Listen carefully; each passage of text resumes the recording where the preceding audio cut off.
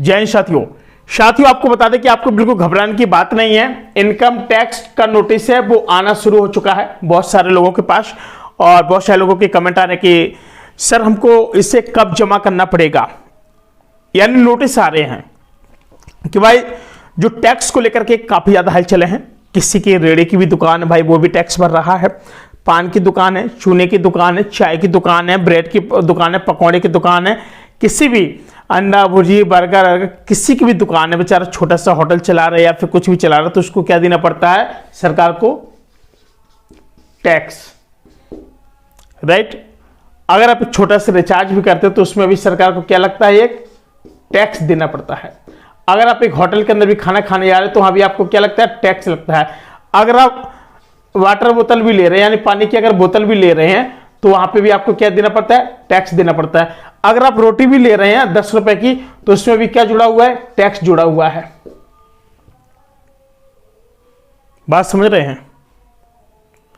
आप कोई भी चीज ले रहे हैं, कुछ भी, सुई से लेके कोई भी चीज, उसमें क्या दे रहे हैं आप लोग? टैक्स दे रहे हैं। आप ट्रेडिंग कर रहे हैं, ट्रेडिंग में क्या दे रहे हैं? टैक्स कर रहे हैं। आप एजुकेशन कर रहे हैं तो उसमें भी क्या है? और जो आपको जो सैलरी मिलती है तो उसमें सैलरी की मिलने के बाद फिर क्या सरकार को आप क्या दे रहे हैं? टैक्स दे रहे हैं। बैंक में रखने का रुपया है, जहां पर ब्याज मिलता है वहां पे भी क्या है? अगर आपके एक लिमिट से ज्यादा होता है, फिर आप लोग क्या है, जैसे कोई बिजनेस व्यापार कर रहे हैं तो आप एक बिजनेस खाता खुलवाने के साथ साथ आप लोग क्या कि सरकार को क्या देते हैं? टैक्स देते हैं।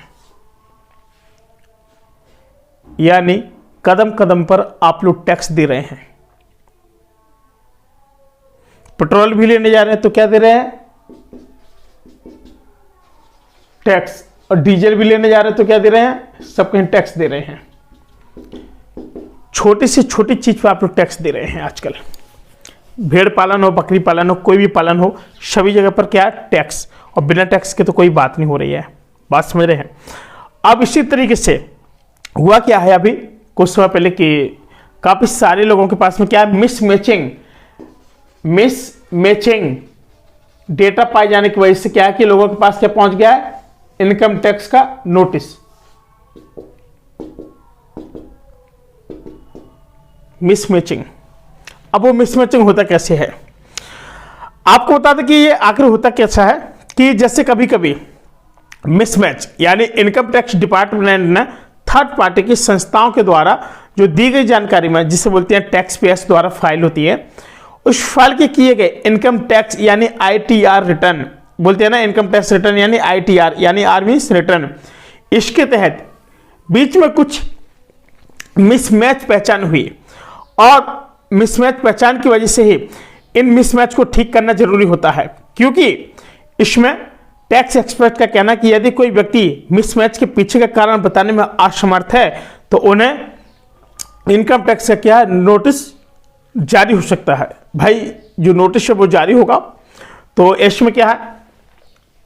मिसमैच आपकी तरफ से भी हो गया और मिसमैच कभी कभी ऊपर से भी हो गया, तो इन लोगों को तो कोई दिक्कत नहीं है। जो इनकम टैक्स विभाग की टीम है इनको तो कोई दिक्कत नहीं है। अगर आप लोगों से मिसमैच हो जा रहा है तो भाई इसके जिम्मेदार आप हैं।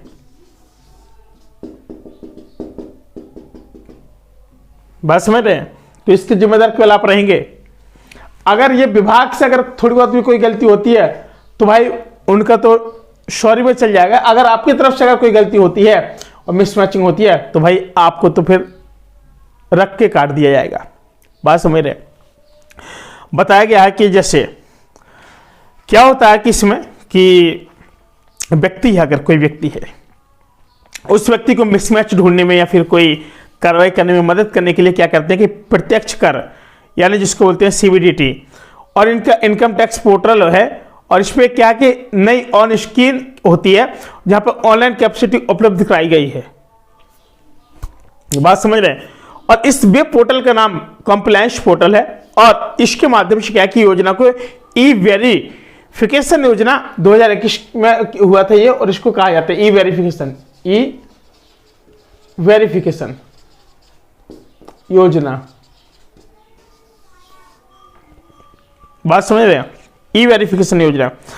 अब क्या है इसमें कि अगर यहां से किसी भी चीज की, जैसे ट्रांजैक्शन,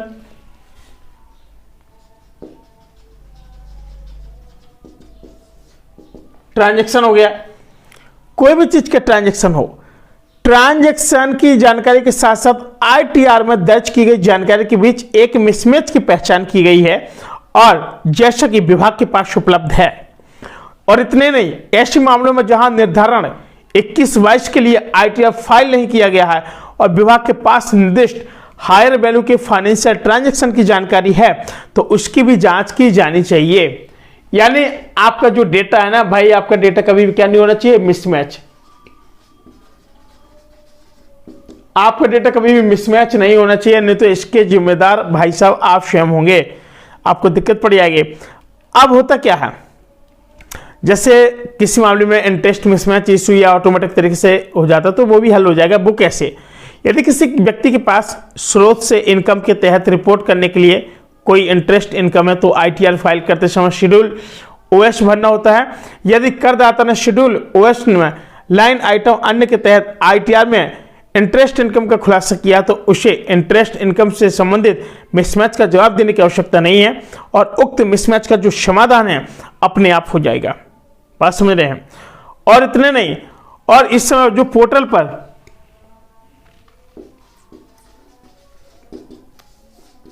क्या होगा, जो पूर्ण रूप से दिखाई देगा, और इनकम टैक्स विभाग 26 जनवरी 2024 को एक नया प्रेस नोट में भी बताया गया है। कब बताया गया, 26 फरवरी 2024 में।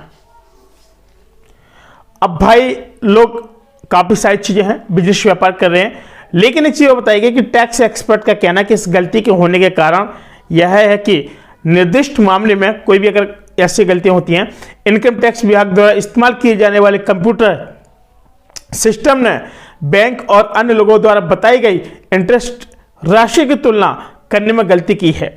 और तो आप लोगों को बता दें कि इस प्रकार की आप लोगों को बिल्कुल भी गलतियां नहीं करनी है। जैसे क्या है कि आपका कोई इंटरेस्ट है, इंटरेस्ट वाली चीज हो गई आपके, अब क्या हो गया, जैसे आपका लोन ऑन हो गया, आपने काम किया, बहुत सारी चीजें बैंक के का नहीं चुका पाते हैं, बिजनेस किया तो फिर टैक्स नहीं भर पाते हैं, और माइनस होते होते चले जाते हैं। आप लोन तो लेते जाते हैं, आपको अच्छी लगती है, लेकिन जिस दिन से आप लोन लेते हो उस दिन से आपके क्या है, ब्याज चलना शुरू हो जाता है। बात समझ रहे हैं। जिस दिन से आप लोन लेते हैं तो बैंक आपको लोन क्यों देती है, क्योंकि उसको फायदा चाहिए। क्या चाहिए, उसको फायदा चाहिए। और बैंक चाहती है कि प्रत्येक व्यक्ति लोन ले, क्योंकि सरकार भी चाहती है कि जब कोई व्यक्ति लोन लेगा तो उससे हमको डबल प्रॉफिट होगा, यानी रखे हुए पैसे से भी उनकी अंधाधुंध कमाई होगी। इसलिए कहते हैं कि कभी भी ज्यादा लोन नहीं लेनी चाहिए, ठीक है। क्योंकि आप जिस दिन से आप लोन लेंगे, आप जितना भी रुपए अपने बिजनेस में लगाएंगे, जितना भी रुपए उस बिजनेस में लगाएंगे, आपको उतना प्रतिशत के हिसाब से, आपको उसके एवरेज प्रतिशत के हिसाब से आपको क्या देना पड़ेगा, ब्याज देना पड़ेगा। आपका बिजनेस चल रहा हो अथवा ना चल रहा हो, उससे कोई मतलब नहीं है। आपने अगर लोन ले लिया तो आपको उसी दिन से आपको ब्याज देना पड़ेगा। आप चाहे रुपए घर पर रखो निकाल के, या फिर आप कुछ भी करो, क्योंकि बैंक क्या चाहती है कि हमको क्या मिलना चाहिए, ब्याज मिलना चाहिए। और बैंक इसलिए आप लोगों को क्या है कि एक समझो कि लालच ही है, और एक फायदा भी है, एक नुकसान भी है। नुकसान कुछ ज्यादा ही है, क्योंकि लोग इसे क्या नहीं कर सकते, चुका नहीं पाते हैं, समझ रहे हैं। और लोन का अगर लोन में चुकाएंगे तो फिर काफी ज्यादा नुकसान होता है। इसलिए अपना कोई बिजनेस सेटअप करो और बिजनेस के कारण ही अपने लोन को संभालो, अन्यथा की स्थिति में आप माइनस होते चले जाओगे, और एक समय आपका घर मकान भी नीलाम हो सकता है, और आपके जो भी प्रॉपर्टी होगी वो भी आपकी जब्त हो सकती है। इसे लोन ले, सोच समझ के लें, और उसकी जो किस्त है, किस्त बाय किस्त अवश्य चुकाते जाएं। बात समझ रहे हैं। साथियों, फिलहाल आज के लिए इतना ही, मिलते हैं कोई नए वीडियो, तब तक ले नमस्कार।